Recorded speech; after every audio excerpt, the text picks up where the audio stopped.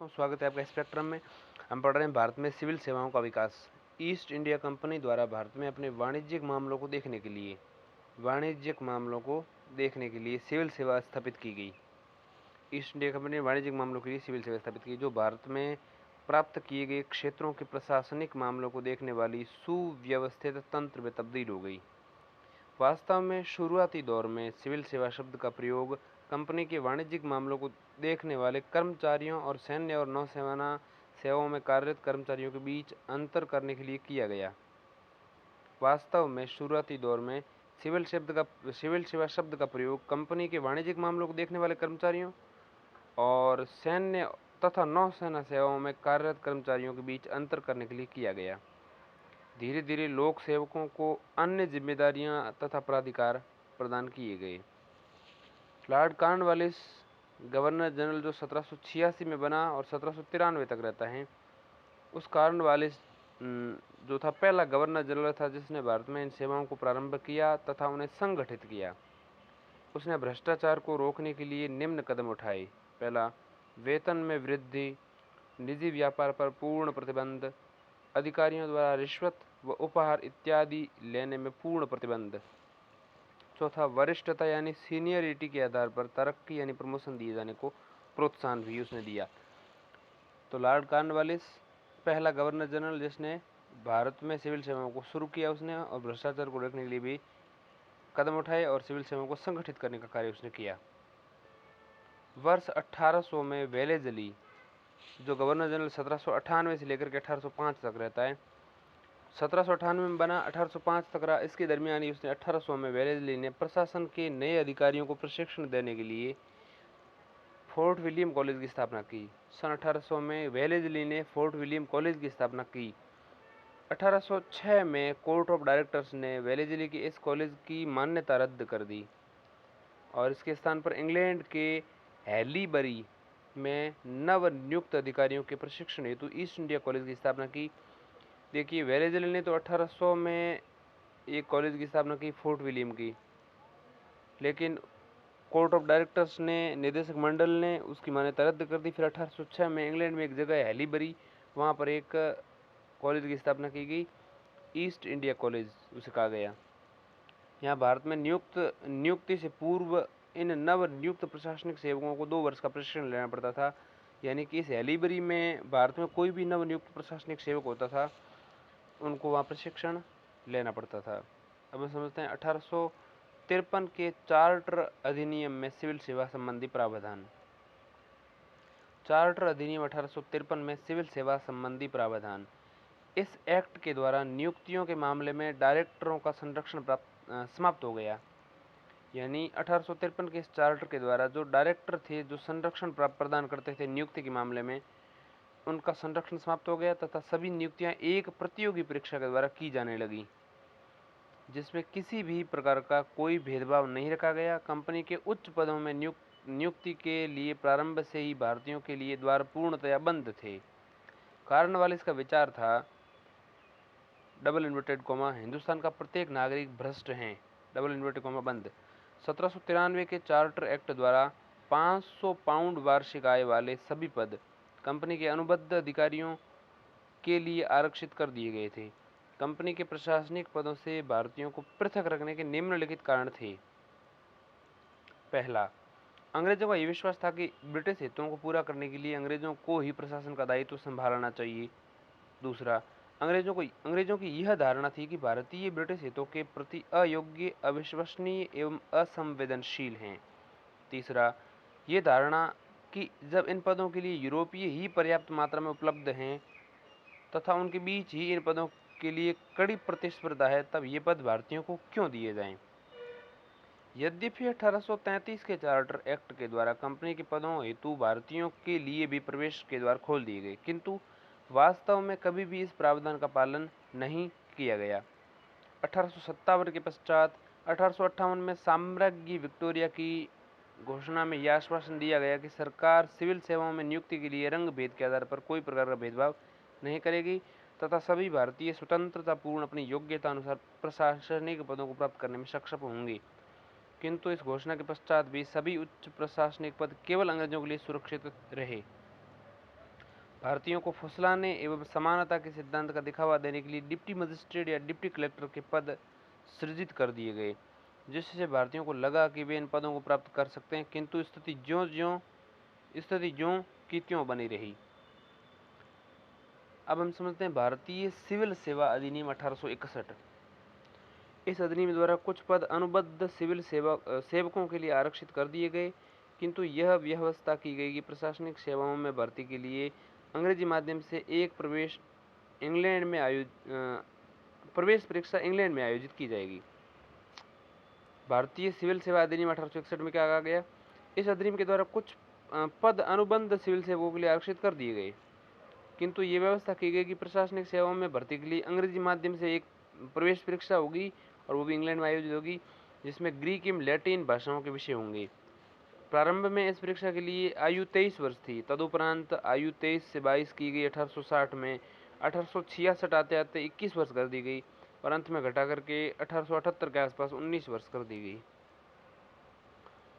1863 में जब आयु 21 वर्ष थी, उस समय सत्येंद्रनाथ टैगोर ने इंडियन सिविल सर्विस में सफलता प्राप्त की और वो प्रथम भारतीय थे जिन्हें इंडियन सिविल सर्विस में सफलता प्राप्त करने का गौरव प्राप्त हुआ। 1878 से 1879 में लिटन ने वैधानिक सिविल सेवा यानी स्टैट्यूटरी सिविल सर्विस की स्थापना योजना प्रस्तुत की। 1878-79 में स्टैट्यूटरी सिविल सेवा सर्विस का मतलब हुआ कि वैधानिक सिविल सेवा की योजना प्रस्तुत की। इस योजना के अनुसार प्रशासन के 1/6 अनुबद्ध पद उच्च कुल के भारतीयों से भरे जाने थे। अनुबद्ध पद जो थे भारतीयों के लिए थे और वो उच्च कुल के भारतीयों से भरे जाने थे। इन पदों के लिए प्रांतीय सरकारें सिफारिशें करेंगी और वायसराय एवं भारत सचिव की अनुमति के पश्चात उम्मीदवारों की नियुक्ति कर दी जाएगी। इनकी पदवी और वेतन संस्रावित सेवा से कम होता था, लेकिन ये वैधानिक सिविल सेवा असफल हो गई तथा 8 वर्ष पश्चात इसे समाप्त कर दिया गया। भारतीय राष्ट्रीय कांग्रेस की मांग। 1885 में अपनी स्थापना के पश्चात कांग्रेस ने ये मांग की कि इन सेवाओं में प्रवेश के लिए आयु में वृद्धि की जाए। इन परीक्षाओं का आयोजन क्रमशः ब्रिटेन एवं भारत दोनों स्थानों में किया जाए। अब हम समझते हैं लोक सेवाओं पर एचिसन कमेटी 1886। लोक सेवाओं में एचिसन कमेटी 1886। इस कमेटी का गठन डफरिन ने 1886 में किया। इस समिति ने निम्न सिफारिशें की। तो एचिसन कमेटी जो बनी थी, उस कमेटी ने जो डफरिन ने गठित की थी, उस डफरिन की गठित समिति ने क्या सिफारिशें की? पहली, इन सेवाओं में अनुबद्ध एवं अनुबद्ध शब्दों को समाप्त किया जाए, ऐसा डफरिन ने 1886 में जो कमेटी गठित की उसने कहा। दूसरा, सिविल सेवाओं को 3 भागों में वर्गीकृत किया जाए। वो कौन से 3 भाग थे? सिविल सेवा, प्रांतीय सिविल सेवा और अधीनस्थ सिविल सेवा। सिविल सेवा में परीक्षाएं इंग्लैंड में आयोजित होनी चाहिए, प्रांतीय सिविल सेवाओं की परीक्षाएं भारत में आयोजित होनी चाहिए और अधीनस्थ सिविल सेवा की परीक्षा भी भारत में आयोजित की जानी चाहिए। इसके अलावा तीसरा पॉइंट ये है कि सिविल सेवाओं में आयु सीमा को बढ़ाकर 23 वर्ष कर दिया जाए। 1893 में इंग्लैंड के हाउस ऑफ कॉमन्स में यह प्रस्ताव पारित किया गया कि इन सेवाओं के लिए प्रवेश परीक्षाओं का आयोजन क्रमशः इंग्लैंड एवं भारत दोनों स्थानों में किया जाएगा, किंतु इस प्रस्ताव को भी कार्यान्वित नहीं किया गया। भारत सचिव किम्बरले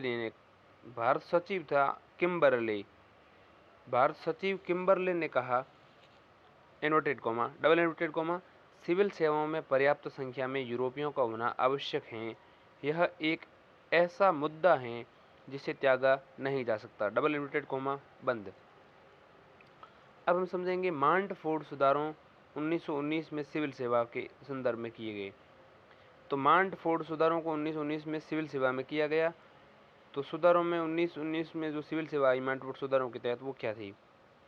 मांटफोर्ड सुधारों के तहत सिविल सेवा में निम्न प्रावधानों की सिफारिशें की गईं। पहला, इस नीति की घोषणा की गई, क्या की गई? यदि भारत में उत्तरदायी सरकार की स्थापना होती है तो लोक सेवा में ज़्यादा से ज़्यादा भारतीय नियुक्त हो सकेंगे जो भारतीयों के हित में होगा, डबल लिमिटेड कॉमा बंद। दूसरा बिंदु, इसने भी सिविल सेवाओं की प्रवेश परीक्षा का आयोजन क्रमशः इंग्लैंड ने भारत में करने की सिफारिश की। तीसरा पॉइंट, इसने प्रशासनिक सेवा के 1/3 पदों को केवल भारतीयों से भरे जाने की सिफारिश की तथा 1.5% दर से बढ़ाने का सुझाव दिया। अब हम समझेंगे ली आयोग को, जो 1924 में गठित हुआ। ली आयोग 1924, इस आयोग ने निम्न सिफारिशें की। पहला, भारत सचिव को ही भारतीय सिविल सेवा, सिंचाई विभाग के इंजीनियरों तथा भारतीय वन सेवा इत्यादि में नियुक्तियों की प्रक्रिया जारी रखनी चाहिए। दूसरा, स्थानांतरित क्षेत्रों तथा जैसे शिक्षा है, लोक स्वास्थ्य सेवा है, इन स्थानांतरित क्षेत्रों में नियुक्तियों का दायित्व जो है प्रांतीय सरकारों को दिया जाए। इसके अलावा ली आयोग ने तीसरी सिफारिश की कि इंडियन सिविल सर्विसेज में भारतीयों एवं यूरोपियों की भागीदारी 50-50% के अनुपात में होनी चाहिए। भारतीयों को 15 वर्ष में ये अनुपात प्राप्त करने की व्यवस्था की जाए। इसके अलावा चौथी सिफारिश ये थी कि अति शीघ्र एक लोक सेवा आयोग का गठन किया जाए। 1919 के भारत सरकार अधिनियम में भी इसकी सिफारिश की गई थी। 1924 में ली आयोग ने सिफारिश की।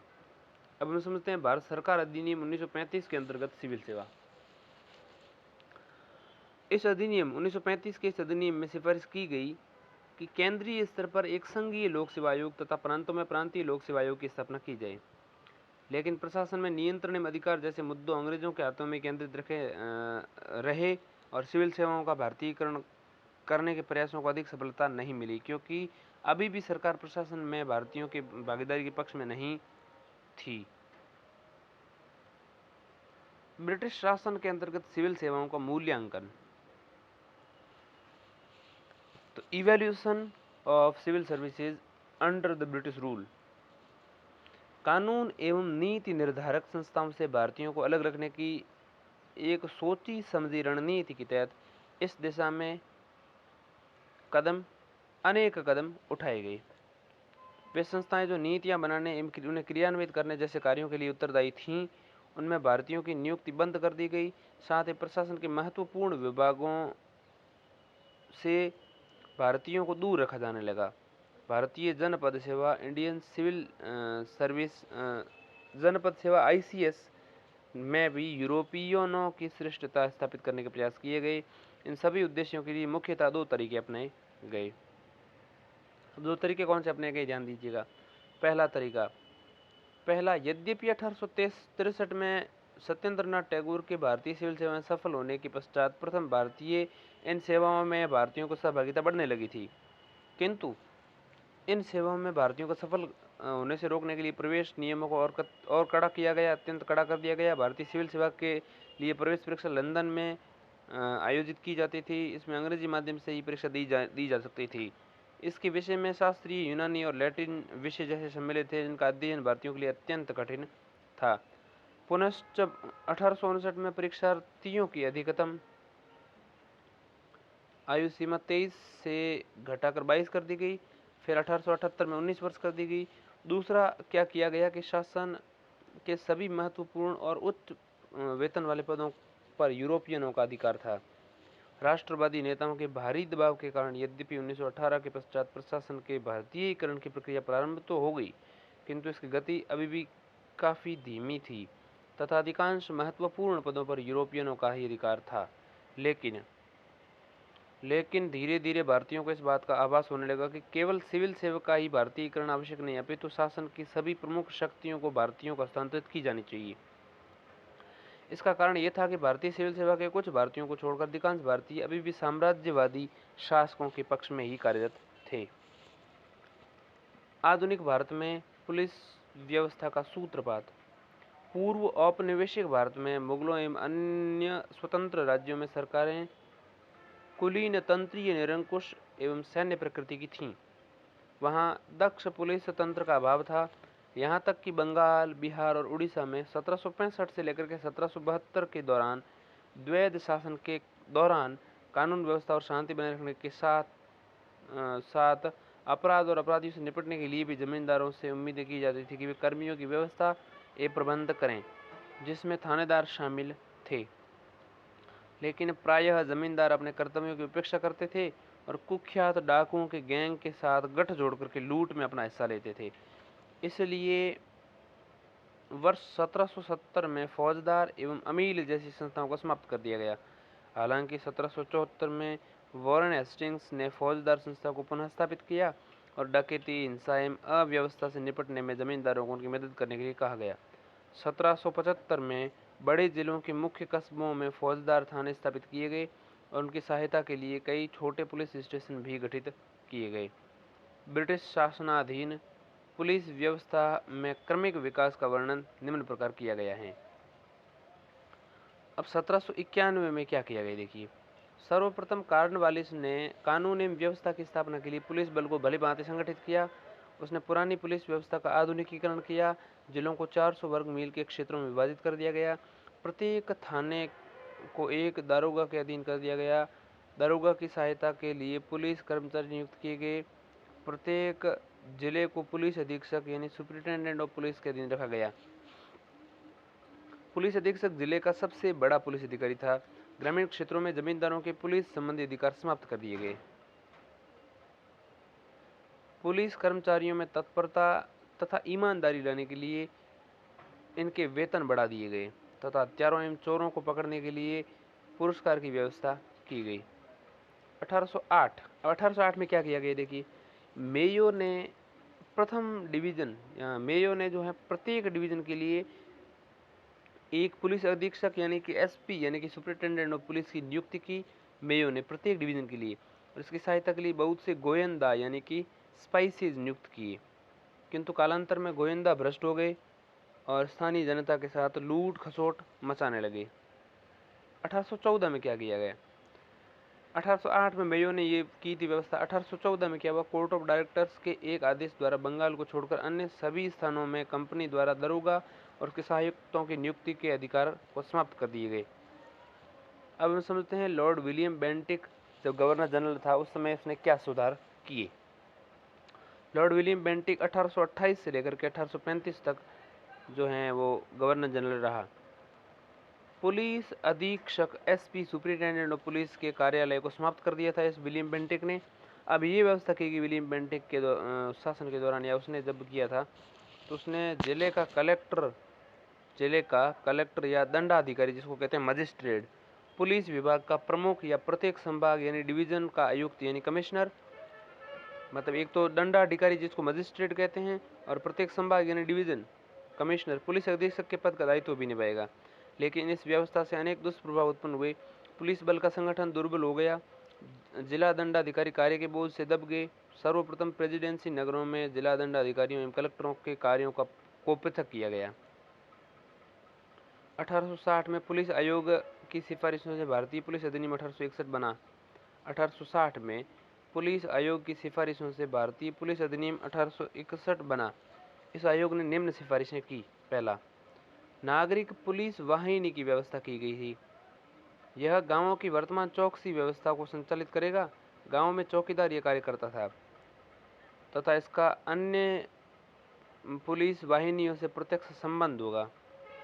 ठीक, इसके अलावा प्रांतों में पुलिस महानिदेशक नियुक्त किया गया यानी कि इंस्पेक्टर जनरल किया गया। पूरे प्रांत के पुलिस विभाग का वो प्रमुख होगा जिसको हम आईजी कहते हैं, इंस्पेक्टर जनरल यानी महानिदेशक, पुलिस महानिदेशक। इसके अलावा उप महानिदेशक यानी कि डेप्यूटी इंस्पेक्टर जनरल यानी कि डीआईजी रेंज के एवं पुलिस अधीक्षक यानी कि एसपी जिले के प्रमुख होंगे। पुलिस विभाग की सुसंगठित रूप प्रदान करने से आपराधिक गतिविधियां जैसे डकैती, चोरी, ठगी इत्यादि धीरे धीरे कमी आने लगी। लेकिन विभिन्न अपराधों की जांच पड़ताल करने में साधारण जनता से पुलिस का व्यवहार अशोभनीय होता था। सरकार ने राष्ट्रीय आंदोलन के दमन में भी पुलिस का भरपूर दुरुपयोग किया। अंग्रेजों ने अखिल भारतीय स्तर पर पुलिस की व्यवस्था नहीं की। 1861 के पुलिस अधिनियम में केवल प्रांतीय स्तर पर ही पुलिस विभाग के गठन से संबंधित दिशा निर्देश थे। 1902 में पुलिस आयोग ने केंद्र में केंद्रीय जांच ब्यूरो यानी सेंट्रल इंटेलिजेंस ब्यूरो यानी कि सीबीआई और प्रांतों में, केंद्र में तो उसने सीबीआई और प्रांतों में उसने सीआईडी यानी कि क्रिमिनल इन्वेस्टिगेशन डिपार्टमेंट की स्थापना की। 1902 में पुलिस आयोग ने क्या किया, केंद्र में केंद्रीय जांच ब्यूरो यानी सीबीआई की केंद्र में और प्रांतों में सीआईडी की स्थापना की। अब हम समझेंगे ब्रिटिश शासनाधीन सेना में परिवर्तन एवं पुनर्गठन। तो ब्रिटिश शासन के अधीन सेना में कौन से परिवर्तन किए गए और किस प्रकार से उन्हें पुनर्गठन किया गया। 1857 के पश्चात अंग्रेजों ने सेना का व्यवस्थित पुनर्गठन प्रारंभ कर दिया, क्योंकि 1857 में बड़ा झटका लगा। दिसंबर 1888 में क्या किया गया। दिसंबर 1888 में लॉर्ड डफरिन ने इस संबंध में चेतावनी देते हुए कहा, क्या कहा, डबल इन्वर्टेड कॉमा स्टार्ट, अंग्रेजों को 30 वर्ष पहले हुए इस भयानक अनुभव से सबक सीखना चाहिए तथा उसे सदैव याद रखना चाहिए, डबल इन्वर्टेड कॉमा बंद। ये डफरिन का कथन है। अंग्रेजों द्वारा सेना के पुनर्गठन का मुख्य उद्देश्य 1857 के विद्रोह जैसी किसी घटना की पुनरावृत्ति को रोकना था। इसके अतिरिक्त ब्रिटिश सरकार इस क्षेत्र में विश्व की अन्य साम्राज्यवादी शक्तियों जैसे रूस, जर्मनी, फ्रांस इत्यादि से भी अपने उपनिवेशों की रक्षा के लिए निमित्त भारतीय सेना का उपयोग करना चाहती थी। सरकार की नीति यह थी कि वह सेना की भारतीय शाखा का उपयोग एशिया एवं अफ्रीका में अपने उपनिवेशों के विस्तार में करेगी तथा सेना की ब्रिटिश शाखा का उपयोग भारत में अंग्रेजी शासन की पकड़ मजबूत करने और उसे स्थायित्व प्रदान करने में किया जाएगा। सरकार की इस नीति के तहत सेना की भारतीय शाखा पर यूरोपीय शाखा की सर्वोच्चता सुनिश्चित की गई। ठीक है। इस संबंध में 1859 में और 1879 में 1859 में गठित आयोगों ने यह सुझाव दिया कि अंग्रेजी सेना की संख्या कम से कम 1/3 अवश्य होनी चाहिए। 1859 में 1879 में जो आयोग गठित किए गए थे उन्होंने ये सुझाव दिया। 1857 से पहले अंग्रेजी सेना की संख्या केवल 14% थी। 1857 से पहले केवल 14%। यूरोपीय सैनिकों की संख्या जो 1857 से पूर्व 45,000 थी, अब बढ़ाकर के 65,000 कर दी गई। भारतीय सैनिकों की संख्या 2,38,000 से घटा करके 1,40,000 कर दी गई। ठीक है। ये 1859 और 1879 की जो आयोग गठित थे उनके बाद में ये सुधार किया गया। 1857 से पहले 45,000 थी, अब ये बढ़ा करके कर दी गई 45,000 से अंग्रेजों की। भारतीयों के सैनिकों की संख्या 2,38,000 थी, घटा दी और कर दी 1,38,000 यानी कि 1,40,000 के आसपास कर दी गई। बंगाल में यूरोपीय सैनिकों का भारतीय सैनिकों से अनुपात क्या रखा गया। यूरोपीय सैनिक आधे मतलब 3 हिस्से कर दिए गए। 33% अगर एक हिस्सा अगर यूरोपीय सैनिक थे तो 2 हिस्से भारतीय सैनिक थे। यूरोपीय सैनिकों का भारतीय सैनिकों से अनुपात 1:2 रखा गया। बम्बई तथा मद्रास में यह अनुपात 1:3 सुनिश्चित किया गया। ठीक। बम्बई और मद्रास में 1:3 और बंगाल में 1:2।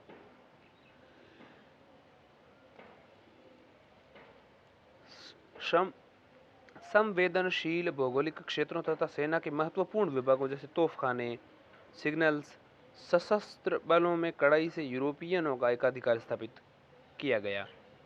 यहाँ तक कि सन 1900 तक भारतीय सैनिकों को दी जाने वाली बंदूकें यूरोपियनों की तुलना में घटिया किस्म की होती थीं। सेना के किसी महत्वपूर्ण विभाग में भारतीयों को कोई महत्वपूर्ण दायित्व नहीं सौंपा जाता था। यह स्थिति द्वितीय विश्व युद्ध तक बनी रही। सेना में ऑफिसर रैंक के पद पर किसी भारतीय को नियुक्त नहीं किए जाने की ऑफिसर रैंक तक किसी भारतीय को नियुक्त किए जाने की अनुमति नहीं थी। 1914 तक सेना का सर्वोच्च पद जहां भारतीय पहुंच सकता था वो था सूबेदार। 1918 के पश्चात भारतीयों को सेना में कमीशन रैंक दिया जाना प्रारंभ हुआ। 1918 तक कमीशन रैंक दिया जाना प्रारंभ किया। 1926 के अंत तक भारतीय सैंडहर्ट्स आयोग ने अनुमान लगाया कि 1952 तक सेना का केवल 50% भारतीयकरण ही हो सकेगा। 1952 तक। 1926 में ऐसा अनुमान लगाया उसने। संतुलन एवं प्रतितुलन या बांटो एवं राज करो। संतुलन एवं प्रतितुलन, बांटो एवं राज करो। संतुलन एवं प्रतितुलन इसका मतलब होता है बांटो एवं राज करो की नीति के आधार पर सेना की भारतीय शाखा का पुनर्गठन किया गया। 1879 के सेना आयोग ने इस बात पर बल दिया कि सेना में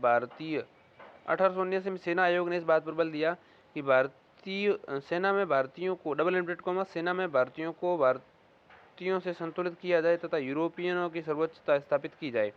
डबल लिमिटेड कोमा बंद।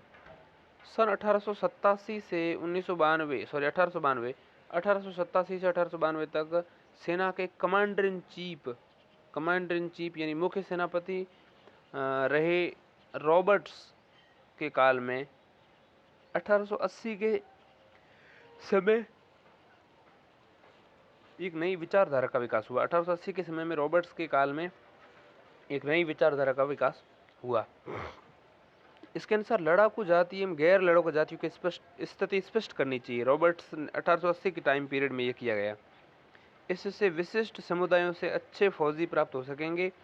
कालांतर में इसी विचारधारा के तहत सिख, गोरखा, पठानों को सेना में भर्ती किया गया। इनका प्रयोग भारतीय द्वारा किए जाने वाले विद्रोहों, राष्ट्रवादी आंदोलनों को कुचलने के लिए किया गया। इसके पीछे सरकार की मंशा थी कि इससे भारतीयों में प्रजातीय भेदभाव पनपेगा और राष्ट्रवादी आंदोलन जो है स्वयमेव दुर्बल हो जाएगा।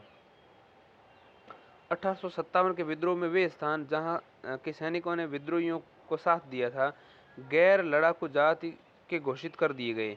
इन स्थानों में अवध, बिहार और मध्य भारत एवं दक्षिण भारत प्रमुख थे। इससे भी अधिक सेना की सभी रेजिमेंट्स में जातीय एवं सांप्रदायिक कंपनियों का गठन किया गया। भारतीय शाखा में संतुलन के लिए विभिन्न सामाजिक जातीय तबकों से युवाओं को सेना में भर्ती किया गया। सैनिकों में सांप्रदायिक, जातीय, दलित तथा क्षेत्रीय भावना को उभारा गया, जिससे राष्ट्रवाद के विकास को रोका जा सके। भारतीय सचिव चार्ल्स वुड ने घोषणा की, क्या घोषणा की चार्ल्स वुड ने? डबल लिमिटेड कोमा, उसकी इच्छा है कि सैनिकों में विद्रोह एवं प्रतिद्वंद्वितापूर्ण भावना का विकास किया जाए, जिससे आवश्यकता पड़ने पर सिख, हिंदू, गोरखा इत्यादि सभी एक दूसरे पर बिना किसी हिचकिचाहट के गोली चला सकें। डबल लिमिटेड कोमा बंद। इस प्रकार ईस्ट इंडिया कंपनी की सेना अंग्रेजी सेना में सम्मिलित कर दी गई तथा यूरोपीय पदाती एवं घुड़सवार ब्रिटेन के पदातियों एवं घुड़सवारों में सम्मिलित कर दी गई। ठीक है। अंग्रेजी सेना के सैनिक तथा पदाधिकारी अंग्रेजी सेना के सैनिक एवं पदाधिकारी भारत में सेवा करने तथा अनुभव प्राप्त करने के उद्देश्य से नियमित रूप से भारत भेजे जाने लगे। बम्बई, मद्रास एवं बंगाल के शाही तोपखाने एवं शाही इंजीनियर्स में सम्मिलित कर दिए गए। पंजाब, नेपाल तथा उत्तर पश्चिम प्रांतों की जातियों को अच्छा फौजी मानकर उन्हें बहुसंख्या में सेना में भर्ती किया गया। जिन प्रदेशों के सैनिकों ने विद्रोह में अधिक भाग लिया, वहां के लोगों की सेना में भर्ती बंद कर दी गई। सेना के इस पुनर्गठन से रक्षा व्यय बहुत अधिक बढ़ गया, जिसका बोझ भारतीय जनता पर डाल दिया गया। यह कार्य वस्तुतः अंग्रेजी लोलुपता के लिए था, भारतीय रक्षा के लिए नहीं। अंततः सेना को समाज एवं देश की मुख्य धारा से बिल्कुल अलग करने का प्रयास किया गया, जिससे उनमें देश प्रेम की भावना बिल्कुल जागृत न हो सके। इसके लिए राष्ट्रवादी समाचार पत्रों, पत्रिकाओं एवं जर्नल्स से उन्हें दूर किया गया। सैनिकों को उनकी गतिविधियों तक ही सीमित करने का प्रयास कर देने के उपाय किए गए। इस प्रकार ब्रिटिश भारतीय सेना साम्राज्यवाद की रक्षा करने वाली एक मशीन बनकर रह गई। अब हम समझेंगे ब्रिटिश भारत में न्यायपालिका का विकास।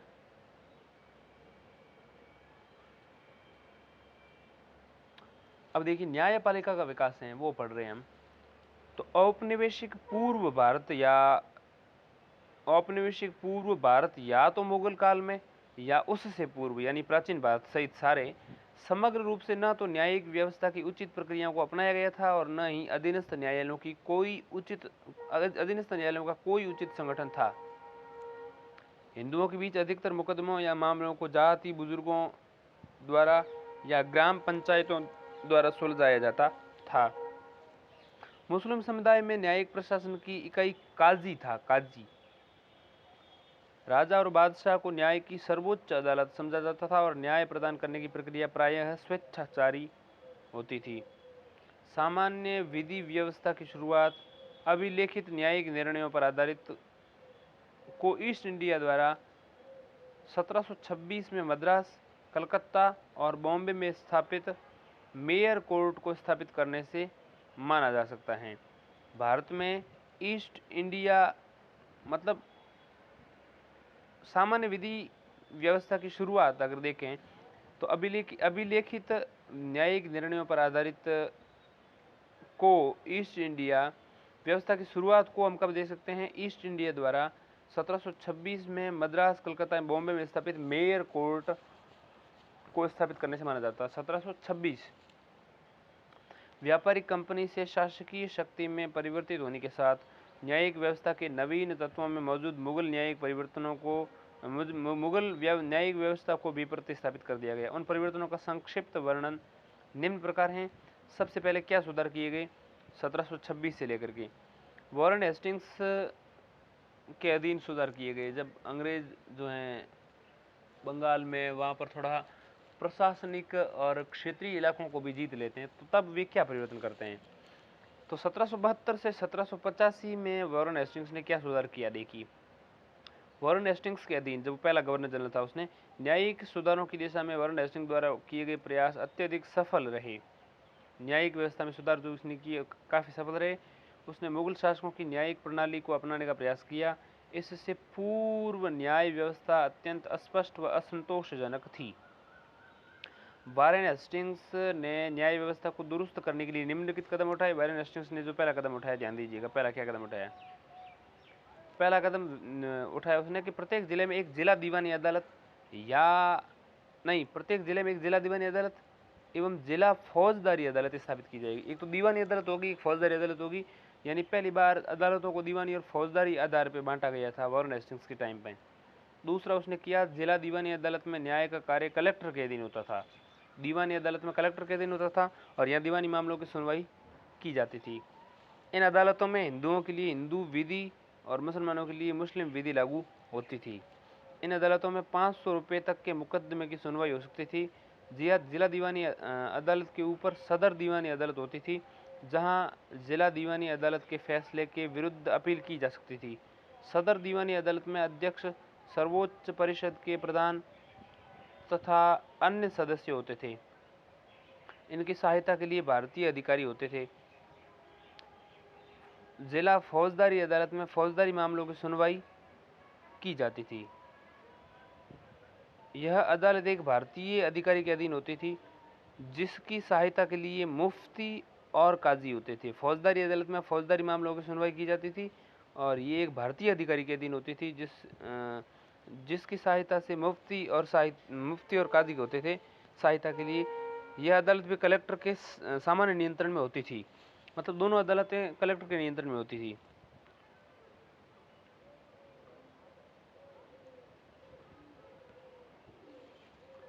इस अदालत में मुस्लिम कानून लागू होता था तथा न्याय की कार्यवाही खुली अदालत में की जाती थी। संपत्ति की जब्ती, मृत्युदंड के लिए मुर्शिदाबाद स्थित सदर निजामत अदालत से स्वीकृति मिलना आवश्यक था। जिला निजामत अदालत के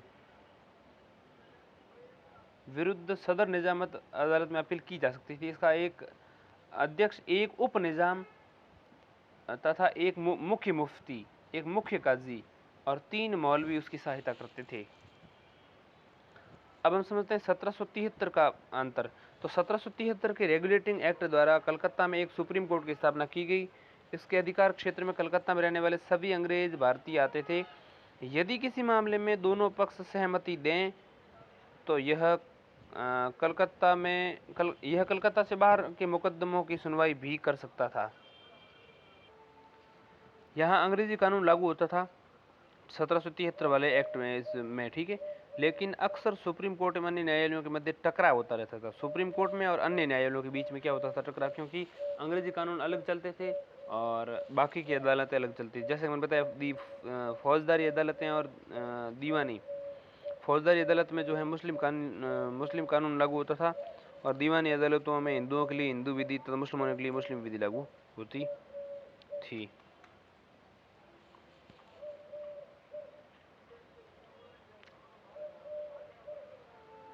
अब हम समझते हैं कॉर्नवालिस के अधीन सुधार। 1786 में कॉर्नवालिस बना और 1793 तक वो रहता है। प्रथम चार्टर तक। तो शक्तियों का पृथक्करण वो करता है, और किस प्रकार कार्नवालिस करता है शक्तियों का पृथक्करण। जिला फौजदारी न्यायालय समाप्त कर दिए गए। जैसे कार्नवालिस आया उसने जिला फौजदारी न्यायालय समाप्त कर दिए। फौजदारी न्यायालयों में जैसे मैंने बताया मुस्लिम कानून लागू होते थे, और इनके स्थान पर 4 भ्रमणकारी न्यायालय बनाए गए। सर्किट कोर्ट की स्थापना कहाँ कहाँ की उसने? एक तो कलकत्ता में, दूसरा ढाका में, तीसरा मुर्शिदाबाद में, और चौथा पटना में। कलकत्ता, ढाका, मुर्शिदाबाद एवं पटना में स्थापित किए गए थे। इन भ्रमणकारी न्यायालयों के न्यायाधीश यूरोपीय होते थे। ये दीवानी एवं फौजदारी दोनों प्रकार के मामलों की सुनवाई कर सकते थे। सदर निजामत को अदालत को कलकत्ता में स्थानांतरित कर दिया गया। सदर निजामत अदालत को कलकत्ता में स्थानांतरित कर दिया गया। यह अदालत गवर्नर जनरल और उसके पार्षदों के अधीन कार्य करती थी। इनकी सहायता के लिए मुख्य काजी, मुख्य मुफ्ती होते थे। जिला कलेक्टरों से न्यायिक तथा फौजदारी शक्तियां ले ली गईं। जिला दीवानी अदालतों को अब जिला या शहर अदालत के नाम से जाना जाने लगा। इन जिला अदालतों की सभी न्यायिक शक्तियां या जिला न्यायाधीशों को दे दी गई। ठीक है। और कलेक्टर के पास अब केवल टैक्स कलेक्शन संबंधी अधिकारी शेष रह गए थे। देखिए क्या किया गया कि सदर निजामत तो उसको कलकत्ता में ले गई, और फौजदारी अदालत जो है समाप्त कर दी गई, और 4 भ्रमणकारी यानी कि सर्किट कोर्ट की स्थापना कलकत्ता, ढाका, मुर्शिदाबाद, पटना में की गई। यूरोपियन का न्यायाधीश होता था, दोनों मामले सुनती थी, दीवानी फौजदारी। और सदर निजामत अदालत को कलकत्ता ले गई। इसमें गवर्नर जनरल पार्षद के अधीन रहकर कार्य करते थे। सहायता के लिए होता था मुख्य मुफ्ती, मुफ्ती काजी। इसके अलावा जिला कलेक्टरों से न्यायिक और फौजदारी शक्तियां ले ली गई। न्यायिक शक्तियां भी और फौजदारी शक्तियां भी ले ली गई। जिला दीवानी अदालतों को अब जिला या शहर के अदालत के नाम से जाना लगा। ठीक है। इसके अलावा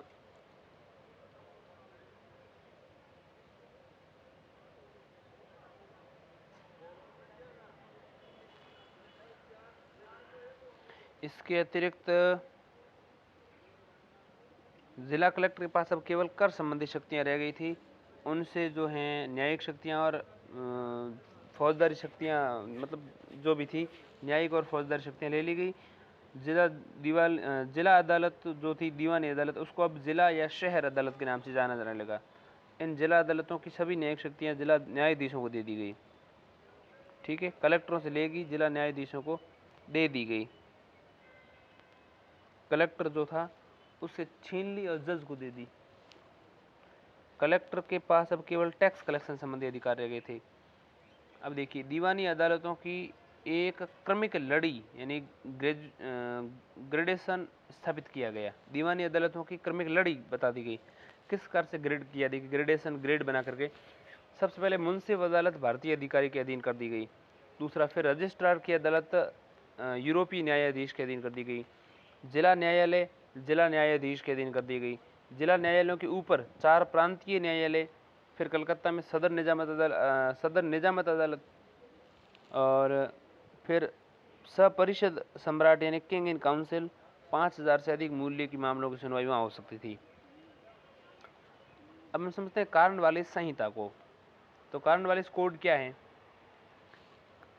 कार्नवालिस ने अपने न्यायिक सुधारों को अंतिम रूप देकर 1793 में एक संहिता कोड के रूप में प्रस्तुत किया, जिसे कार्नवालिस संहिता या कार्नवालिस कोड के नाम से जाना जाता है। ये कोड मुख्यतः शक्तियों के पृथक्करण यानी सेपरेशन ऑफ पावर के सिद्धांत पर आधारित थी। इस संहिता के द्वारा कार्नवालिस ने कर और न्याय प्रशासनों को पृथक कर दिया गया। टैक्स कलेक्शन अलग कर दिया और न्याय प्रशासन अलग कर दिया। इसके अलावा यूरोपीय मामलों को भी अदालतों के अधीन कर दिया। यूरोपीय मामले भी अब अदालत के अधीन होंगे। इसके अलावा सरकारी अधिकारियों को सरकारी कार्यों के लिए दीवानी अदालतों के सम्मुख जवाबदेह बना दिया गया। सरकारी अधिकारियों को सरकारी कार्यों के वास्ते जो भी हैं उनको दीवानी अदालतों के सामने जवाब देना पड़ेगा। इसके अलावा कानून की विशिष्टता का सिद्धांत यानी principle of sovereignty of law स्थापित किया गया। ये तो थे कार्नवालिस के सुधार। अब हम समझते हैं विलियम बेंटिक के अधीन सुधार। विलियम बेंटिक जो है 1828 से लेकर के 1833 के अधीन न्यायिक प्रशासन में क्या सुधार करता है? विलियम बेंटिक से रिलेटेड हमने पहले जो है, अभी तो हम तो न्यायिक सुधार पढ़ रहे हैं, पहले सिविल सेवा वाले सुधार पढ़े। कार्नवालिस द्वारा स्थापित 4 प्रांतीय अपीलीय एवं भ्रमणकारी न्यायालय समाप्त कर दिए गए, और विलियम बेंटिक ने जो भ्रमणकारी न्यायालय है उनको समाप्त करके, मतलब कॉर्नवालिस ने भ्रमणकारी न्यायालय लगाए और जैसे बेंटिक आया उसने ये भ्रमणकारी न्यायालय समाप्त खत्म करके इनका कार्य कलेक्टरों और दंड नायकों को दे दिया।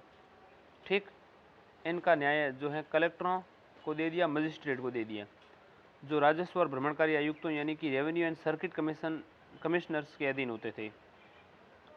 दूसरा विलियम बेंटिक ने किया दिल्ली और आधुनिक उत्तर प्रदेश, जिसको हम अपर प्रोविंसेंस कहते हैं, के लोगों की सुविधा के लिए इलाहाबाद में एक पृथक सदर दीवानी अदालत और एक सदर निजामत अदालत की स्थापना की गई। दिल्ली और आधुनिक उत्तर प्रदेश, अब यहाँ के निवासियों को अपील के लिए कलकत्ता नहीं जाना पड़ता था। इसके अलावा इस समय न्यायालयों की भाषा फारसी थी। अब न्यायालयों में फारसी के स्थान पर स्थानीय भाषाओं के प्रयोग की अनुमति दे दी गई, जबकि सुप्रीम कोर्ट में फारसी के स्थान पर अंग्रेजी का प्रयोग किया जाने लगा।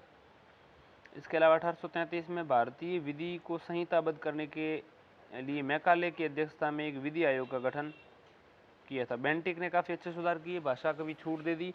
1833 के आसपास उसने भारतीय विधि को संहिताबद्ध करने के लिए मैकाले की अध्यक्षता में एक विधि आयोग का गठन 1833 में किया और इसी के परिणाम स्वरूप दीवानी नियम संहिता यानी कि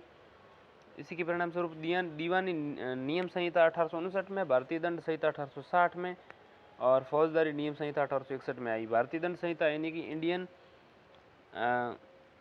1860 में भारतीय दंड संहिता आई, दीवानी नियम संहिता जो है 1859 में आई और फौजदारी नियम संहिता 1861 में आई। ध्यान दीजिएगा, 1859, 1860, 1861 ये तीनों ही जो हैं अलग अलग संहिताएं आई। 1833 में ये कार्य शुरू किया गया था और बाद में ये इस तरह से आगे बढ़ा। इसके अलावा 1860 के आसपास क्या किया गया, अब यूरोपीय फौजदारी मामलों के अतिरिक्त अन्य मामलों के विशेष अधिकार का दावा नहीं कर सकते थे। साथ ही भारतीय न्यायाधीशों से अंग्रेजों के मामलों को सुनवाई का अधिकार छीन लिया गया। मतलब ये है कि अब यूरोपीय फौजदारी मामलों के अतिरिक्त अन्य मामलों में विशेष अधिकार का दावा नहीं कर सकते थे यूरोपी, और भारतीय न्यायाधीशों से अंग्रेजों के मामलों की सुनवाई का अधिकार छीन लिया गया। भारतीय न्यायाधीश अंग्रेजों के मामले नहीं सुन सकते थे। 1860 में ऐसा किया गया बेंटिक के दौरान। इसके अलावा 1865 में सुप्रीम कोर्ट और सदर अदालतों का कलकत्ता, मुंबई, मद्रास में स्थित उच्च न्यायालयों में विलय कर दिया गया। यानी सुप्रीम कोर्ट का भी और सदर अदालतों का भी मुंबई, मद्रास में स्थित जो हाई कोर्ट थे उनमें विलय कर दिया गया। सुप्रीम कोर्ट तथा सदर अदालतों का कलकत्ता, मुंबई में स्थित हाई कोर्ट में विलय कर दिया गया। सुप्रीम कोर्ट और सदर अदालत जो है बम्बई और मद्रास में जो हाई कोर्ट है उसमें विलय कर दिया गया। 1935 के भारत सरकार अधिनियम द्वारा एक संघीय न्यायालय यानी कि फेडरल कोर्ट की स्थापना 1937 में की गई। 1935 में यह अधिनियम के द्वारा की गई संघीय न्यायालय। इसके अलावा ये न्यायालय सरकारी विवादों का निपटारा करता था और उच्च न्यायालयों की सीमित अपीलों की सुनवाई भी कर सकता था। अब हम समझेंगे ब्रिटिश शासन के अधीन न्यायपालिका के पहलू। सबसे पहले सकारात्मक पहलू समझेंगे तो रूल ऑफ लॉ यानी कि विधि का शासन स्थापित किया गया। इसके अलावा दूसरा, शासकों के व्यक्तिगत एवं धार्मिक कानूनों की जगह संहिताबद्ध कानून लागू किया गया। ठीक, इसके अलावा यद्यपि यूरोपियों के मामलों को भी कानून के दायरे में लिया गया, किंतु फौजदारी मामलों में उनकी सुनवाई केवल अंग्रेज न्यायाधीश ही कर सकते थे। सरकारी अधिकारियों को अपने कार्यों के प्रति दीवानी न्यायालयों के सम्मुख जवाबदेह बना दिया गया। नकारात्मक पहलू ये किया गया कि न्याय व्यवस्था अत्यधिक दुरु, जटिल, खर्चीली बन गई। धनवान एवं प्रभावशाली व्यक्ति इसका दुरुपयोग करने लगे। मुकदमा दायर करने का तात्पर्य था न्याय में देरी होना। इसके अलावा मुकदमों की संख्या बढ़ने से न्यायालय कार्य के बोझ से दब गई। अक्सर यूरोपीय न्यायाधीश भारतीय परंपरा एवं तौर तरीकों से परिचित नहीं होते थे, फलतः निष्पक्ष न्याय की संभावना नगण्य हो जाती थी। 1857 के पश्चात प्रशासनिक संरचना में प्रमुख परिवर्तन। 1857 के पश्चात प्रशासनिक संरचना में प्रमुख परिवर्तन क्या हुए, देखिए। प्रशासनिक परिवर्तनों की उत्पत्ति 1857 के विद्रोह से अंग्रेजों को इस बात की भलीभांति एहसास हो चुका था कि एक सुसंगठित जन विद्रोह कभी भी ब्रिटिश शासन के लिए गंभीर चुनौती बन सकता है। इस विद्रोह में प्रशासन एवं जनता के मध्य संपर्क का अभाव स्पष्ट रूप से परिलक्षित हुआ। साम्राज्यवादी सरकार को यह अनुभव हो गया कि शासन को जन सामान्य से संपर्क बनाए रखकर ही प्रशासन से जोड़ा जा सकता है। इसके साथ ही उन्हें एहसास हुआ कि प्रशासन को भारतीयों की सभ्यता, संस्कारों एवं रीति रिवाज से भली भांति अवगत होना चाहिए, तो इसके लिए जनता का सहयोग अपरिहार्य है। इससे प्रशासन को सुदृढ़ता तो मिलेगी ही, उसे 1857 जैसी घटनाओं को ज़्यादा कुशलतापूर्ण हल करने में भी सहायता मिल सकेगी। 19वीं शताब्दी के पूर्वार्ध में औद्योगिक क्रांति उत्तरोत्तर सघन होती गई और उसका तेजी से प्रचार हुआ। इस अवधि में अमेरिका, जापान, यूरोपीय देशों जैसी नई औद्योगिक शक्तियों के रूप में उभरे। अमेरिका, जापान और यूरोपीय देश नई औद्योगिक शक्तियों के रूप में उभरे और कच्चे माल तथा विनिर्मित सामान के लिए बाजार तथा पूंजी विनिवेश के लिए उपनिवेशों में इन औद्योगिक शक्तियों के मध्य गला काट प्रतियोगिता प्रारंभ हो गई। 19वीं सदी में वित्त एवं विनिर्मित सामान के क्षेत्र में ब्रिटेन की सर्वोच्चता का अंत हो गया। इस समय रेलवे में विभिन्न ब्रिटिश पूंजी का भारी निवेश हुआ तथा ब्रिटेन द्वारा भारत सरकार को ऋण के रूप में प्रचुर मात्रा में धन दिया गया। भारत में इस धन का निवेश मुख्यतया चाय बागानों, कोयला खदानों और जूट मिलें, इसके अलावा जहाजरानी, छोटे उद्योगों एवं बैंकिंग इत्यादि में किया गया।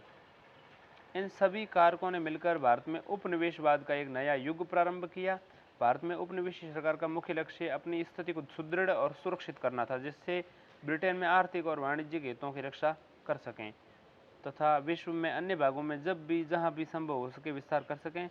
विभिन्न अंग्रेजी वायसरायों, गवर्नर जनरलों जैसे लिटन हो, डफरिन हो, इसके अलावा भले लैंसडाउन हो, एल्गिन हो, इसके अलावा भले कर्जन हो, इन सभी ने उत्तरोत्तर साम्राज्यवादी नियंत्रण और साम्राज्यवादी विचारधारा को उत्तरोत्तर सुदृढ़ करने का प्रयास किया, जिसकी झलक इन प्रशासकों की नीतियों एवं वक्तव्यों से मिलती हैं। भारत में सरकारी ढांचे एवं सरकारी नीतियों में परिवर्तन का प्रभाव आधुनिक भारत में विभिन्न रूपों में परिलक्षित होता है। अब हम समझेंगे प्रशासन, जिसमें केंद्रीय, प्रांतीय और स्थानीय स्तर पर सुधार किया गया। तो प्रशासन में क्या बदलाव आए, प्रशासन को समझेंगे। केंद्रीय, सबसे पहले हमने सिविल सेवाओं को समझा, उसके पश्चात हमने न्यायालय को समझा और अब हम प्रशासन को समझ रहे हैं। सबसे पहले केंद्रीय स्तर पर, फिर प्रांतीय स्तर पर, फिर स्थानीय स्तर पर देख लेंगे। केंद्रीय सरकार, भारत सरकार को बेहतर बनाने के लिए 1858 के भारत शासन अधिनियम द्वारा भारत का शासन कंपनी के हाथों से लेकर क्राउन के हाथों के अधीन कर दिया गया। कठिन परिस्थितियों में कंपनी प्रशासन की सीमाएं 1857 के विद्रोह के समय उजागर हो चुकी थी। इसके साथ ही कंपनी प्रशासन की जवाबदेही में भी कमी भी प्रकट हो गई थी। इसके अलावा इस अधिनियम में 1858 के अधिनियम में प्रावधान किया गया कि अब भारत का प्रशासन ब्रिटिश साम्राज्य के नाम से चला जाएगा। ऐसे उद्देश्य के लिए कोर्ट ऑफ डायरेक्टर्स की सभा तथा अधिकार सभा यानी बोर्ड ऑफ कंट्रोल, या यूँ कह सकते हैं कि जो निदेशक मंडल था, जो नियंत्रण बोर्ड था, उनको समाप्त कर दिया गया और उनके स्थान पर भारत सचिव, secretary of state for India को दे दिए गए अधिकार सारे। और इसके लिए 15 सदस्यों की एक भारत परिषद यानी कि इंडिया काउंसिल की स्थापना की गई सहायता के लिए। भारत सचिव ब्रिटिश संसद के प्रति उत्तरदायी होता था। सभी महत्वपूर्ण कदम भारत सचिव द्वारा ही उठाए जाने थे और सभी मसलों पर अंतिम निर्णय उसी को लेना था। भारत परिषद जो थी 15 सदस्यों की, वह केवल सलाहकारी परिषद थी।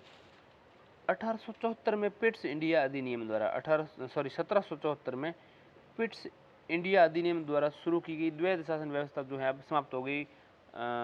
इस प्रकार समाप्त हो गई यहाँ पर।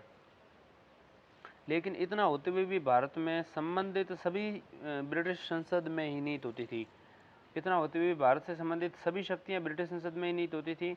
गवर्नर जनरल अब चूंकि क्राउन का प्रतिनिधि था, उससे वायसराय का नाम दिया गया। गवर्नर जनरल को क्या कहा जाने लगा? वायसराय। यद्यपि इस उपाधि का कोई संवैधानिक प्रावधान नहीं था और न ही ब्रिटिश संसद ने इस उपाधि का कभी प्रयोग किया, परंतु जनसाधारण द्वारा इसका प्रयोग किया जाने लगा। वायसराय के लिए एक कार्यकारिणी परिषद की नियुक्ति की गई, जिसके सदस्य विभिन्न विभागों के प्रमुख के रूप में काम करते थे। साथ ही वे वायसराय के सलाहकार भी थे। भारत में शासन की समस्त गतिविधियों का केंद्र लंदन में भारत सचिव और सभी प्रशासनिक शक्तियां उसी के हाथ में होती थी। भारत सचिव की इस विशेष स्थिति के कारण वायसराय पद उसकी तुलना में कुछ कम महत्व का रह गया तथा आगे चलकर भारतीय जनमानस नीति निर्धारण का प्रमुख अधिकारी भारत सचिव को ही समझने लगे। दूसरी ओर ब्रिटिश उद्योगपतियों, व्यापारियों एवं बैंकरों का भारत की सरकारी नीतियों में प्रभाव बढ़ने लगा। इस प्रकार भारतीय प्रशासन 1858 के पूर्ववर्ती वर्षों की तुलना में ज़्यादा प्रतिक्रियावादी बन गया। भारतीय परिषद अधिनियम 1861 द्वारा वायसराय की कार्यकारिणी परिषद में 5वें सदस्य की नियुक्ति की गई, जो विधि सदस्य या विधि विशेषज्ञ था। 1861 में विधि निर्माण हेतु कार्यकारिणी में 6 से लेकर 12 अतिरिक्त सदस्य नियुक्त किए गए, जिनमें आधे गैर सरकारी सदस्य का मतलब भारतीय सदस्य होते थे। गैर सरकारी सदस्य या तो भारतीय हो सकता था या अंग्रेज हो सकता, कोई जरूरी नहीं सारे भारतीय हो। ठीक, इस परिषद के पास कोई वास्तविक अधिकार नहीं था। ये जो 6 सदस्यों की परिषद होती थी, वास्तविक अधिकार नहीं था, उसकी प्रकृति केवल सलाहकारी परिषद की ही थी। और मुख्य दुर्बलताएं निम्नानुसार थी। क्या देखी? पहला, किसी महत्वपूर्ण प्रश्न पर विचार नहीं कर सकती थी, न ही इसे कोई वित्तीय अधिकार थे। इसे वित्तीय मसलों के लिए सरकार की अनुमति लेना अनिवार्य था। दूसरा, बजट पर इनका कोई नियंत्रण नहीं था। तीसरा, यदि प्रशासनिक कार्य आदेश पर विरोध प्रकट कर सकती थी, यदि वायसराय किसी कार्य की अनुमति दे देता तो भारत सचिव उसे अस्वीकार कर सकता था। इसके अलावा गैर सरकारी सदस्यों के रूप में भारतीय सदस्य थे, वे केवल महत्वपूर्ण तबकों से संबंधित थे, जैसे रजवाड़े, जमींदार, दीवान इत्यादि। सामान्य भारतीयों का परिषद में कोई प्रतिनिधित्व नहीं था। इसके अलावा आपातकालीन परिस्थितियों में वायसराय अध्यादेश यानी 6 माह के लिए वैध ऑर्डिनेंस ला सकता था। ठीक है, 1861 में ये काम हुआ। 1861 के अधिनियम में परिषद का एकमात्र कार्य था धीरे धीरे कार्यप्रणाली का गठन तथा एकीकरण और कुछ हद तक व्यवस्थापिका सभा की महत्ता स्थापित करना। किंतु अभी भी भारत में ब्रिटिश शासन के सभी कार्यों का संचालन भारत सचिव के कार्यालय से ही होता था। अब हम समझेंगे प्रांतीय सरकारों को। प्रशासन में दूसरा सुधार प्रांतों के स्तर पर हुआ। 1861 के भारत परिषद अधिनियम ने मद्रास एवं बम्बई को विदेश शक्तियां पुनः दिलाई। 1833 में जिन्हें ले लिया गया था, वापस ले लिया गया, 1861 में वापस दे दी। कालांतर में अन्य प्रांतों में भी विधान परिषदें स्थापित की गई। मद्रास, कलकत्ता एवं बम्बई की प्रेसिडेंसियों को अन्य प्रांतों की तुलना में ज़्यादा अधिकार एवं शक्तियां प्रदान की गई। प्रेसिडेंसियों का प्रशासन गवर्नर और उसकी 3 सदस्यीय कार्यकारिणी परिषद द्वारा चलाया जाता था, जिनकी नियुक्ति क्राउन द्वारा की जाती थी। ठीक है, प्रेसिडेंसी का प्रशासन एक गवर्नर और उसकी 3 सदस्यीय कार्यकारिणी परिषद चलाती थी। अन्य प्रांतों का प्रशासन लेफ्टिनेंट गवर्नर यानी मुख्य आयुक्त या चीफ कमिश्नर संचालित करता था, जिसकी नियुक्ति गवर्नर जनरल द्वारा की जाती थी। बाद के वर्षों में आर्थिक विकेंद्रीकरण की दिशा में कुछ महत्वपूर्ण कदम उठाए गए, लेकिन ये प्रकृति में प्रशासकीय ज़्यादा थे। इनका मुख्य उद्देश्य व्यय में कमी करना था और अधिक से अधिक राजस्व वसूलना था। किंतु प्रांतीय स्वायत्तता से कोई सरोकार नहीं था और न ही इससे प्रांतीय स्वायत्तता का कोई प्रोत्साहन मिला। 1870 में लॉर्ड मेयो के प्रस्ताव द्वारा केंद्रीय एवं प्रांतीय वित्त को विभाजित करने की दिशा में महत्वपूर्ण कदम उठाया गया। 1870 में, ठीक है, केंद्रीय और प्रांतीय वित्त को विभाजित कर दिया गया 1870 में मेयो के प्रस्ताव के द्वारा। इसके अनुसार, मेयो के अनुसार क्या था कि अब प्रांतीय सरकारों के लिए कुछ निश्चित सेवाओं के प्रशासन जैसे पुलिस, जेल, शिक्षा, स्वास्थ्य सेवाओं और सड़क इत्यादि के लिए केंद्र से कुछ भाग निश्चित कर दिया गया।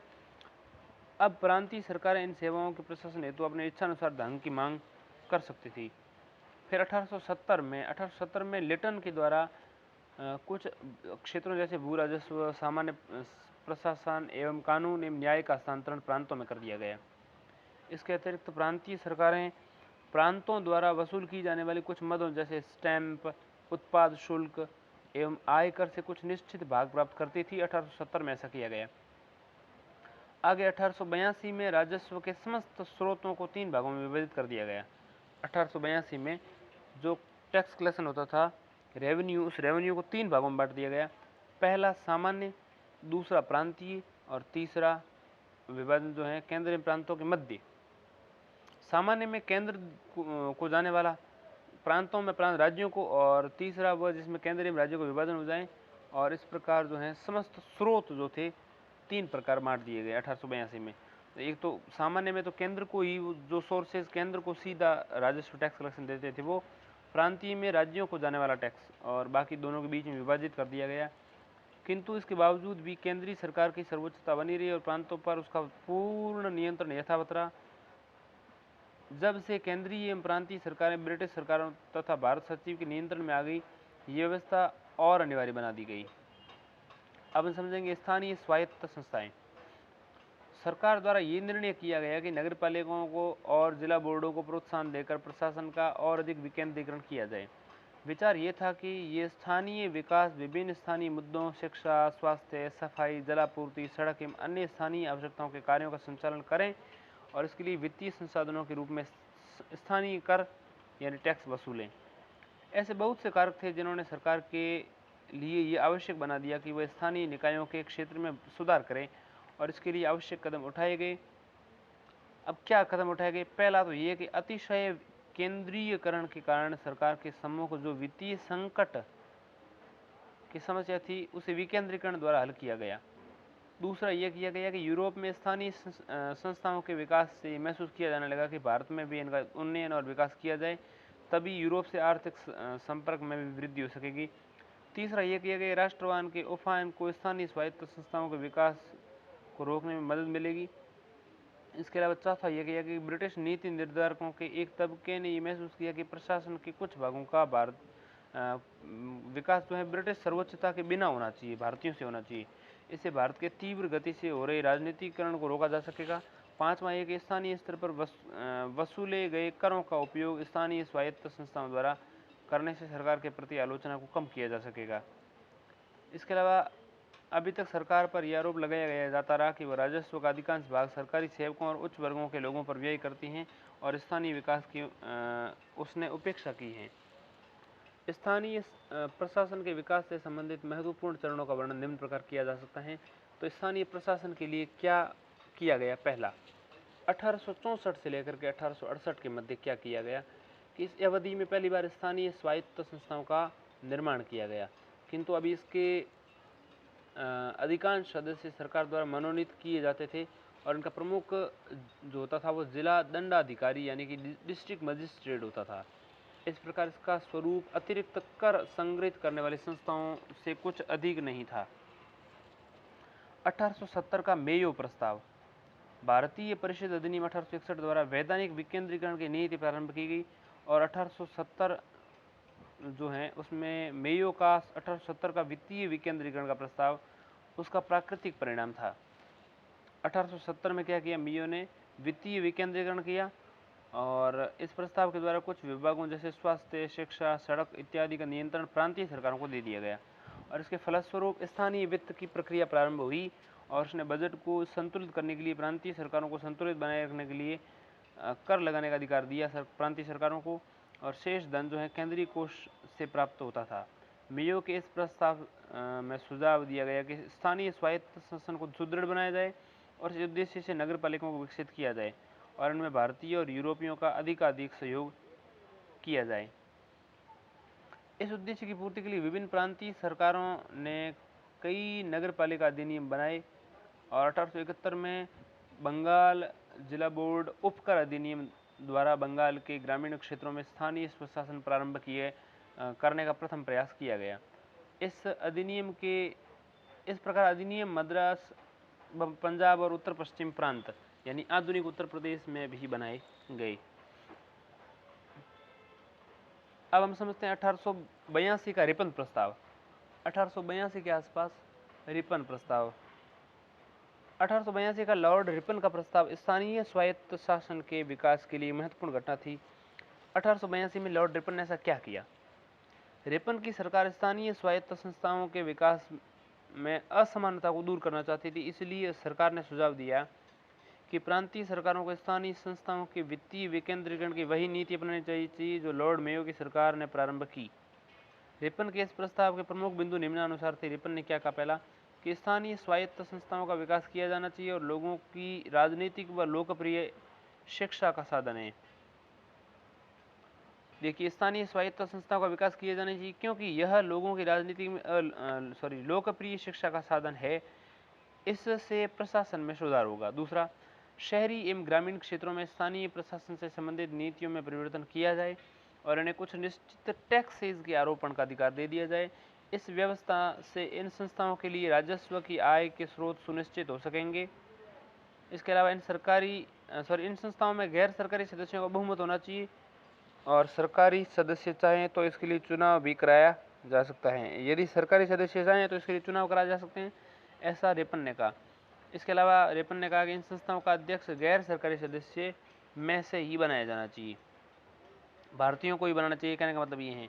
इसके अलावा रेपन ने कहा कि स्थानीय स्वायत्त संस्थाओं में सरकारी हस्तक्षेप को कम से कम होना चाहिए, लेकिन सरकार को यह अधिकार होगा कि वे संस्थाओं का कार्यप्रणाली को संशोधित कर सकेगी तथा निरीक्षण भी कर सकेगी, लेकिन इस संबंध में कोई बाध्यकारी दिशा निर्देश जारी नहीं कर सकती।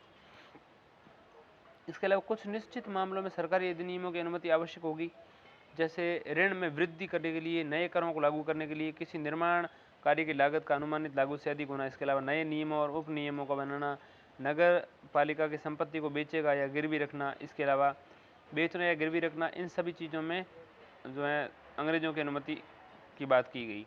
इस प्रस्ताव के कारण 1883 से लेकर 1885 के मध्य अनेक अधिनियम पारित किए गए। इन अधिनियमों से भारत के शहरी स्वायत्त निकायों के संविधान, शक्तियों, कार्यप्रणाली में ऐतिहासिक परिवर्तन हुए, लेकिन अभी भी स्थानीय स्वायत्त संस्थाओं द्वारा स्थानीय शासन का समस्त संचालन एक स्वप्न की तरह ही था। तत्कालीन समय में जो स्थानीय निकाय थे उनमें कमियां थी। उनमें क्या कमियां थी? पहला कि सभी जिला बोर्डों और अधिकांश नगर पालिकाओं में निर्वाचित सदस्य अल्पमत में थे। दूसरा, मताधिकार भी अत्यंत सीमित था। तीसरा, जिला बोर्ड के प्रमुख अधिकारी सरकारी अधिकारी मतलब अंग्रेजी होते थे। यद्यपि नगर पालिकाओं के प्रमुख धीरे धीरे गैर सरकारी सदस्य भी बनाए जाने लगे। इसके अलावा अभी भी सरकार का स्थानीय स्वायत्त संस्थाओं पर कड़ा नियंत्रण था, वे इन्हें अपनी इच्छा के अनुसार निलंबित कर सकते थे। नौकरशाही ने लॉर्ड रिपन के उदार विचारों का ज़्यादा समर्थन नहीं किया। ठीक है, रिपन ने जो उदार विचार रखे उनका समर्थन नहीं किया नौकरशाही ने, क्योंकि उसका तर्क था कि भारतीय स्वशासन के योग्य नहीं है। 19वीं शताब्दी का अंतिम दशक साम्राज्यवाद का काल था और इस समय प्रजातीय सर्वश्रेष्ठता की भावना अपने चरमोत्कर्ष पर थी। लॉर्ड कर्जन के आने से स्वशासन की गति और मंद हो गई, क्योंकि उसने इन संस्थाओं पर सरकारी नियंत्रण और ज़्यादा बढ़ा दिया। इसके अलावा विकेंद्रीकरण पर राजकीय आयोग 1908 स्थानीय स्वायत्त संस्थाओं के प्रभावशाली ढंग से कार्य करने में धन के अभाव का सबसे प्रमुख बाधा के रूप में रेखांकित करते हुए इन आयोग ने निम्न सिफारिशें की। विकेंद्रीकरण पर राजकीय आयोग जो है 1908 में बना, उसने क्या किया कि स्थानीय स्वायत्त संस्थाओं के प्रभावशाली ढंग से कार्य करने के लिए धन के अभाव को सबसे प्रमुख बाधा के रूप में रेखांकित किया और राजकीय आयोग ने 1908 में निम्नलिखित सिफारिशें की।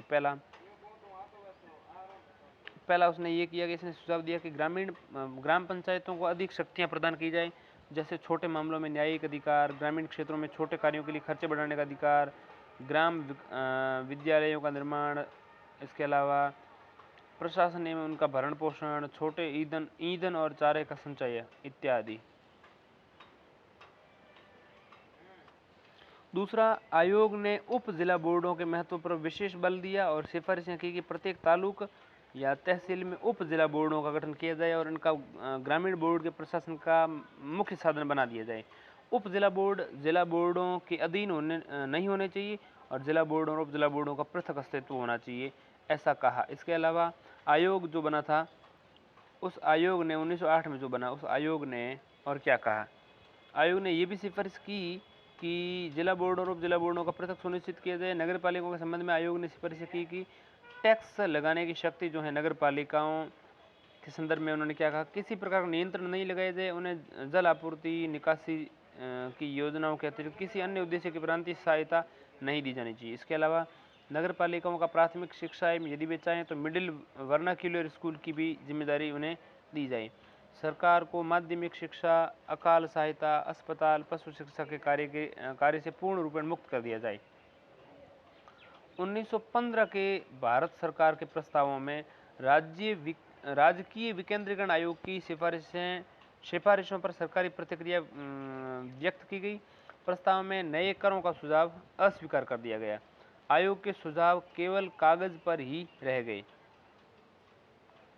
अब हम समझते हैं मई 1918 का प्रस्ताव। 16 मई 1918 के भारत सरकार के इस प्रस्ताव में 20 अगस्त 1917 की घोषणा के संदर्भ में सभी प्रश्नों की समीक्षा की गई और कहा गया कि स्थानीय स्वायत्त संस्थाओं पर कम से कम नियंत्रण हो और उन्हें गलतियों से सबक लेने का अवसर प्रदान किया जाए। 1918 में ऐसा कहा गया। विकेंद्रीकरण आयोग द्वारा सुझावों को उन्हें पृष्ठांकित किया गया और कर लगाने के मामले में नगर पालिकाओं को अधिक अधिकार दे दिए गए। ठीक है।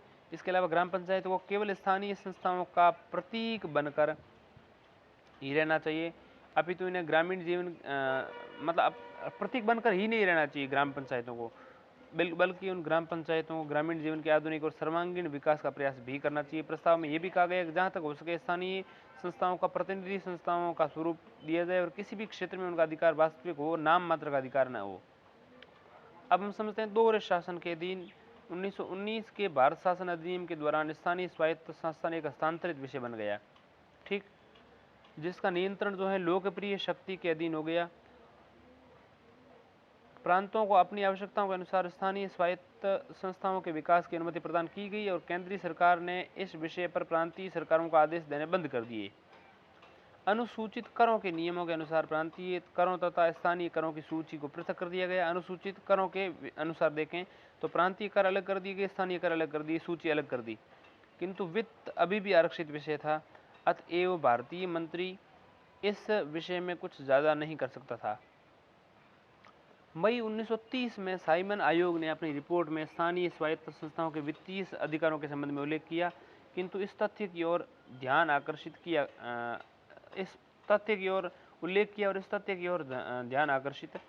किया मद्रास, बंगाल और उत्तर प्रदेश के अलावा कई ग्राम पंचायतों में विशेष प्रगति देखने को नहीं मिली है। आयोग ने सुझाव दिया कि इन स्थानीय स्वायत्त संस्थाओं पर सरकारी नियंत्रण बढ़ा दिया जाए। आयोग ने अपने कथन की पुष्टि में इंग्लैंड का उदाहरण दिया, जहां सरकारी नियंत्रण के कारण ये संस्थाएं अधिक अच्छा कार्य करने लगी हैं। आयोग के अनुसार 1919 साइमन आयोग कमीशन जो था, उस साइमन कमीशन ने उस आयोग ने ये कहा कि इन प्रांतीय इन संस्थाओं पर सरकारी नियंत्रण बढ़ा दिया जाना चाहिए। आयोग ने कहा कि 1919 के सुधारों के पश्चात इन स्थानीय संस्थाओं की स्थिति और बिगड़ गई है। नए करों के आरोपण से इन संस्थाओं में निर्वाचित सदस्य अधिक उत्साह नहीं दिखाते। 1935 का भारत सरकार अधिनियम तथा उसके बाद क्या किया गया। यह अधिनियम के अनुसार 1935 के भारत शासन अधिनियम के तहत प्रांतीय स्वशासन के प्रचलन से स्थानीय स्वशासन को प्रोत्साहन और गति मिली। प्रांतीय और स्थानीय करों के मध्य जो पृथकीकरण था वह समाप्त हो गया। अलोकप्रिय सरकारों द्वारा वित्त का नियंत्रण किया जाता था, इसलिए इन संस्थाओं को अधिक वित्त उपलब्ध करा सकती थी।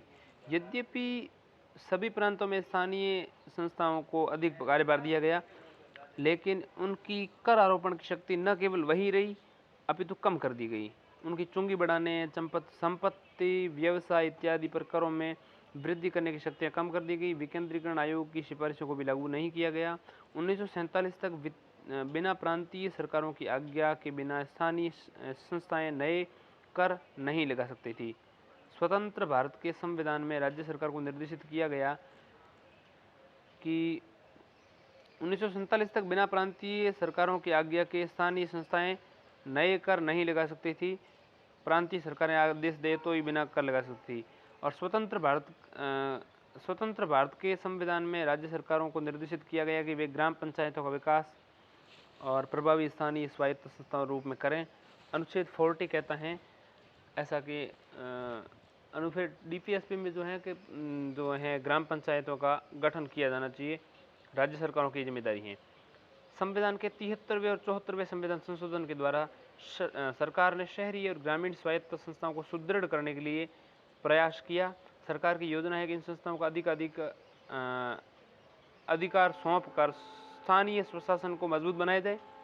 इससे विकेंद्रीकरण की प्रक्रिया को गति मिलेगी और स्थानीय स्तर से ही विकास एवं समृद्धि की प्रक्रिया प्रारंभ हो सकेगी। अब हम समझते हैं सारांश। तो संवैधानिक, प्रशासनिक व न्यायिक विकास। सबसे पहले हमने पढ़ा संवैधानिक, फिर प्रशासनिक और फिर न्यायिक विकास, तीनों प्रकार का विकास पढ़ा। फिर 1753 से लेकर के 1858 तक के मध्य संवैधानिक विकास समझा।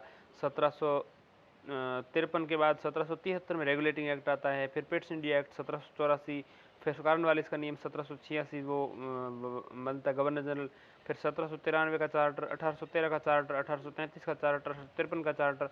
भारत में बेहतर सरकार अधिनियम जो है 1858 लाया गया, मतलब नाम मात्र का था ये तो। इसके अलावा भारत में लोक सेवाओं का उद्गम, फिर भारत में पुलिस व्यवस्था, फिर ब्रिटिश शासन के अधीन सेना में परिवर्तन, फिर यूरोपीय शाखा की सर्वोच्चता सुनिश्चित की गई और सेना में भारतीयों को संतुलित करने के लिए संतुलन और प्रतितुलन की नीति अपनाई गई, यानी बांटो और राज करो की नीति। इसके अलावा महत्वपूर्ण पदों एवं शाखाओं में भारतीयों को न नियुक्त करने का निर्णय किया गया। इसके अलावा सेना का उपयोग ब्रिटिश शासन की सुरक्षा और विस्तार के लिए किया जाने लगा। इसके अलावा ब्रिटेन के वाणिज्यिक हितों को पोषित करने के लिए सेना का उपयोग किया जाने लगा। इसके अलावा आधुनिक भारत की न्यायपालिका का विकास, आधुनिक भारत की न्यायपालिका के विकास में वॉरेन हेस्टिंग ने सुधार 1772 से 1785 के दौरान किया। फिर कॉर्नवालिस ने सुधार 1786 से लेकर के 1793 के दौरान किया। फिर विलियम बेंटिंग के अधीन सुधार जो है 1828 से लेकर के 1833 के दौरान किया। फिर ब्रिटिश के अधीन न्यायपालिका के सकारात्मक एवं नकारात्मक पहलू सुधारे गए। इसके अलावा फिर 1857 के पश्चात प्रशासनिक संरचना 1857 के पश्चात प्रशासनिक संरचना में परिवर्तन किया गया। प्रशासनिक परिवर्तनों का उदय हुआ। फिर नई साम्राज्यवादी शक्तियों का उदय हुआ। विश्व अर्थव्यवस्था में ब्रिटिश सर्वोच्चता की चुनौती मिली। फिर भारत में बड़ी मात्रा में ब्रिटिश पूंजी का निवेश भी होता है। फिर प्रशासन में सुधार देखें तो केंद्रीय, प्रांतीय और स्थानीय स्तर पर सुधार किया गया। भारत शासन का अधिकार कंपनी से ब्रिटिश ताज हाथों में ले लिया गया। भारत में राज्य सचिव केंद्र बनाया गया। वायसराय की कार्यकारिणी परिषद में भारतीयों की नियुक्ति करने से भारतीयों की व्यवस्थापिका में जुड़ने की प्रक्रिया प्रारंभ हुई और अधिकार बहुत सीमित थे। हालांकि 1870 में केंद्रीय और वित्त को विभाजित करने की महत्वपूर्ण प्रक्रिया शुरू हुई मेयो के द्वारा। अधूरे मन से एवं अपर्याप्त प्रशासकीय कदम उठाए गए जिनका मुख्य उद्देश्य सरकारी राजस्व में वृद्धि करना था। फिर 1860 में विकेंद्रीकरण की प्रक्रिया का शुभारंभ हुआ। 1882 में रेपन का प्रस्ताव एक सकारात्मक कदम और वास्तविक शक्तियों और वित्तीय नियंत्रण का अधिकार नहीं मिला वैसे तो। और इसके पश्चात हम भारत में ब्रिटिश नीतियों का सर्वेक्षण करेंगे। ये हम अगला अध्याय बाद में पढ़ेंगे।